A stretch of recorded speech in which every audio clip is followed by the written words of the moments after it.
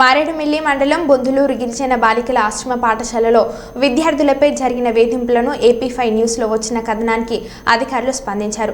Rampachodavaram ITDA project అధికారి కట్ట సింహాచలం ఆదేశాలతో assistant tribal welfare officer Ramatulasi ఆధ్వర్యంలో విద్యాశాఖ అధికారులు విచారణ చేపట్టారు. విద్యార్థినులు ఒక్కొక్కరిగా తమకు జరిగిన వేధింపులను అధికారుల ముందు కన్నీళ్లతో వెల్లడించారు. విచారణలో విద్యార్థులు చెప్పినవన్నీ వాస్తవేనని నివేదికను అధికారులు పంపించి వేధింపులకు పాల్పడిన వారిపై శాఖపరమైన చర్యలు తీసుకుంటామని, ఇటువంటివి మరలా పునరావృతం కాకుండా చూస్తామని గిరిజన సంక్షేమ అధికారి రామతులసి తెలిపారు. నాకు నర్సు మేడం గారు అయితే కొడుతున్నారు. టీచర్స్ కూడా తిడతారండి. రూమ్లోకి తీసుకెళ్ళి కూడా కొడతారండి. పార్టీ మేడం గారు కూడా ఇలా కొడతారండి. మంచిగా చదువుకోవడానికి వచ్చి ఇలా రూమ్లోకి తీసుకెళ్ళి కొడతారండి.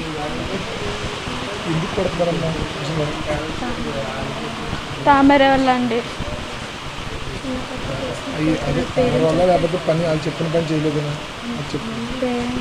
పేరెంట్స్ వచ్చినా కూడా అండి అడగకుండా వెళ్ళి కొడతారండి.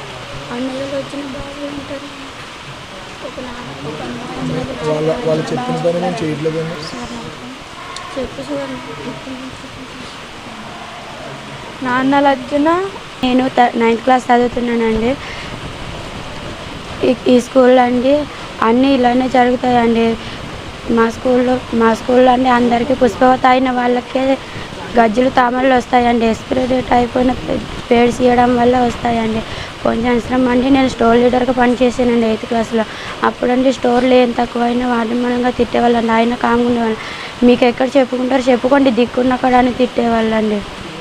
మళ్ళీ మీ కొంపలు ఇలానే ఉంటారేమో అని తిడతారండి. దొంగ ముండలు అంటారండి. ఎలా పడతాలో తిడతారండి. కానీ అన్నీ ఓర్చుకునేలానే ఉంటామండి. ఎలా పడతాలో తిడతారండి. మీ కొంపలు ఇలానే ఉంటారేమో దొంగ ముండలారా, మీ అమ్మ నాన్న ఇలా పెంచుతారా మీకు అని తిడతారండి.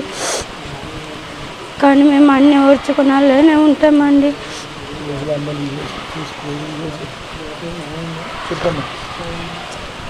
మా అమ్మ నాన్నలు వచ్చినా కూడా ఏం తెచ్చినా తినిపించారండి. ఇక్కడండి పప్పులు తెచ్చినా మళ్ళీ మీడియాలో వచ్చినటువంటి న్యూస్ పేపర్స్లో వచ్చినటువంటి అడ్రస్ న్యూస్ని ఆధారంగా చేసుకుని పై అధికారుల యొక్క ఆదేశాల మేరకు మేము ఇక్కడ ఎంక్వైరీ చేయడం జరిగింది.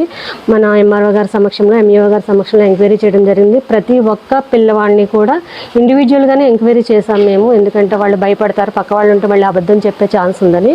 సో ప్రతి ఒక్కళ్ళు కూడా మాకేమని చెప్పినారంటే ANM గారు తామర ఉన్నటువంటి పిల్లల్ని పక్కకు పిలిపించి మీరు రాసుకున్నారా లేదా లోషను ఆయింట్మెంట్ రాసుకున్నారా లేదా అని అడిగారు. అడిగిన తర్వాత రాసుకున్నామని చెప్పినా సరే లేదు మీరు రాసుకోలేదని చెప్పేసి అని అది బట్టలు ఇప్పండి నేను చూస్తానని చెప్పని బట్టలు ఇప్పించిన తర్వాత అది రాసుకోలేదు కదా మీరు అని చెప్పేసి అని కట్టడం జరిగిందని చెప్పారు.